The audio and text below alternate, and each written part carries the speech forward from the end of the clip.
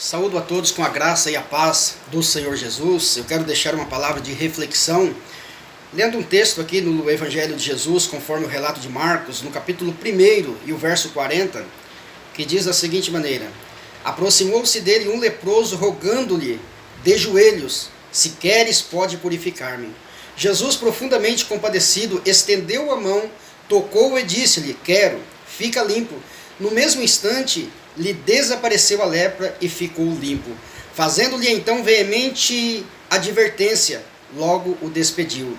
Ele disse: Olha, não digas nada a ninguém, mas vai e mostra-te ao sacerdote e oferece pela tua purificação o que Moisés determinou na lei para servir de testemunho ao povo.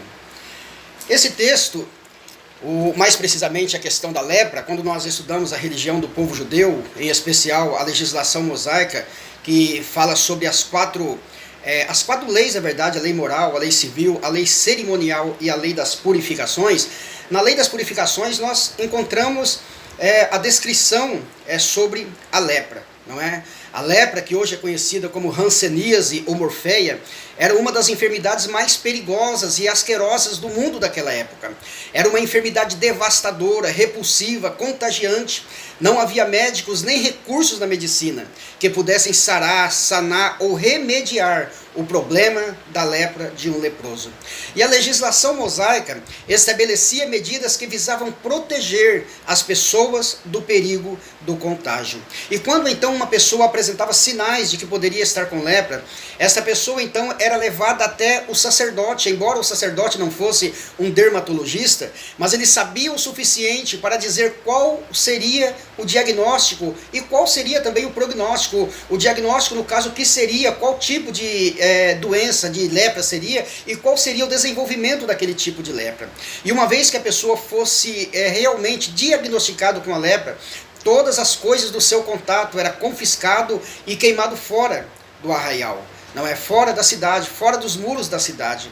E a pessoa que havia recebido o diagnóstico da lepra, não importava se a pessoa havia sido um bom pai, um bom marido, um bom filho, um bom irmão, não importava se a pessoa havia sido alguém comprometida com Deus, com a moral, com a família, com os bons costumes. Uma vez que a pessoa recebesse o diagnóstico da lepra, ele era excluído do convívio social. Ele não era apenas isolado socialmente, ele não era apenas afastado socialmente, ele era excluído e condenado a viver fora da cidade. E como naqueles dias eles não tinham o tratamento higiênico que nós temos hoje, não havia como nós temos hoje um cuidado higiênico, a pessoa então vivia em total estado de calamidade, não é? Ele vivia todo maltrapilho, não é? Todo mal cheiroso, não é? Poderíamos dizer que ele vivia até em estado de tanatamorfose. Tanatamorfose é um termo usado para dizer da pessoa que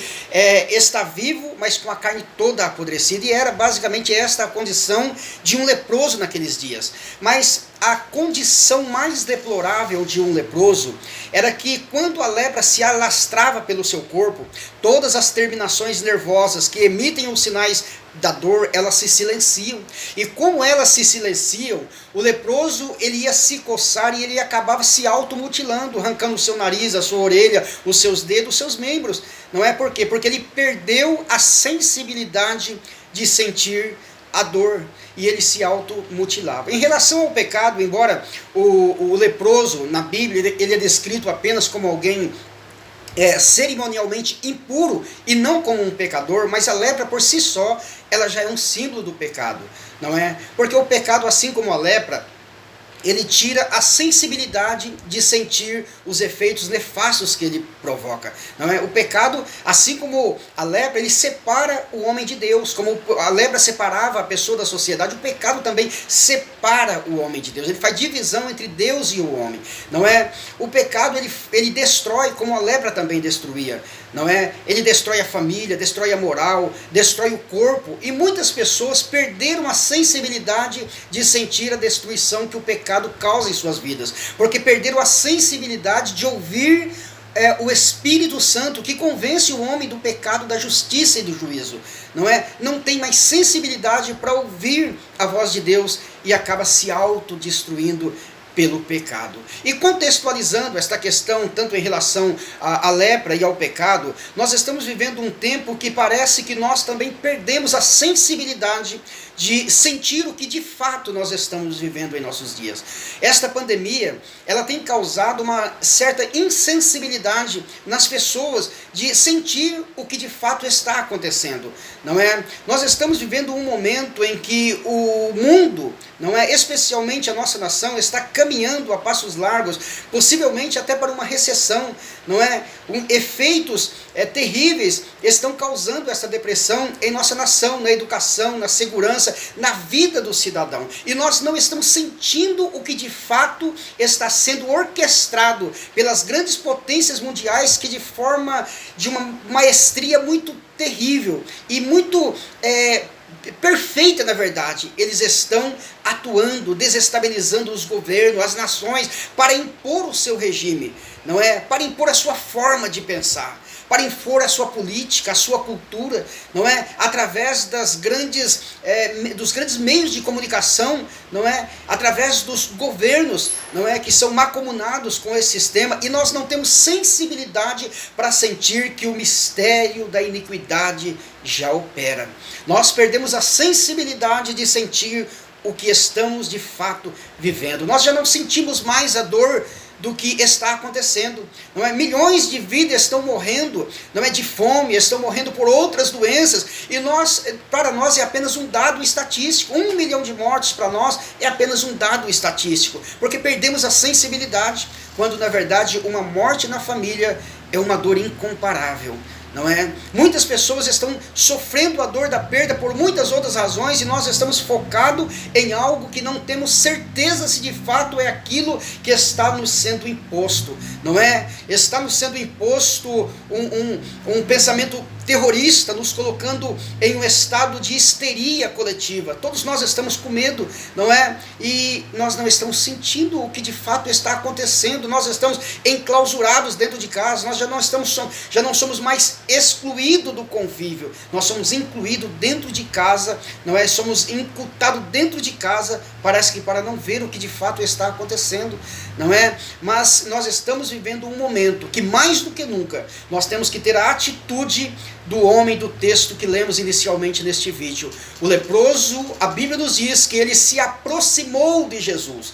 Ele se aproximou de Jesus porque ele reconheceu a sua condição. O primeiro passo para a resolução de um problema é reconhecer que temos um problema. E nós temos um problema. Nós estamos vivendo um problema. E quando nós reconhecemos que temos um problema, nós temos que procurar solução para este problema. E foi exatamente isso que o leproso fez. Ele se aproximou de Jesus. Ele não apenas se aproximou, ele rogou, ele clamou. E ele não apenas rogou e clamou, mas ele se humilhou. Ele ajoelhou-se de Jesus e pediu a solução para o teu problema.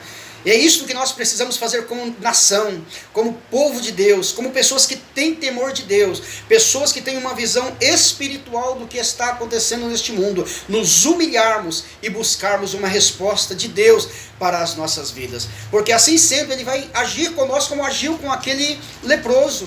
Aquele leproso foi curado naquele momento, e Jesus o orientou para que ele se apresentasse ao sacerdote e oferecesse como testemunho um sacrifício, que era o costume da época, para provar que ele havia voltado a ser uma pessoa normal, e para que nós possamos voltar à normalidade da nossa vida em sociedade, da nossa nação, da nossa política, da nossa economia, da nossa educação, da nossa segurança. Para que volte à normalidade, nós temos que nos humilharmos diante do Senhor, buscarmos a Ele e nos humilharmos pela nossa condição, reconhecermos que temos um problema, reconhecermos que estamos em falta com Deus, dizermos como disse Daniel: pecamos e cometemos iniquidades, procedemos impiamente e temos sido rebeldes, não é? Essa é a condição que temos que ter diante de Deus, nos humilharmos e reconhecermos a nossa condição e clamarmos para que Ele possa curar a nossa nação, curar a nossa vida e voltemos a termos uma vida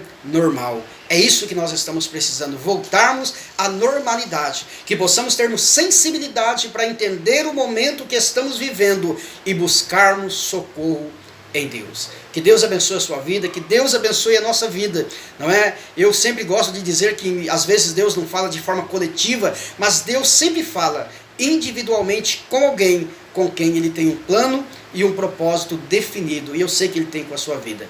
Deus lhe abençoe. Amém?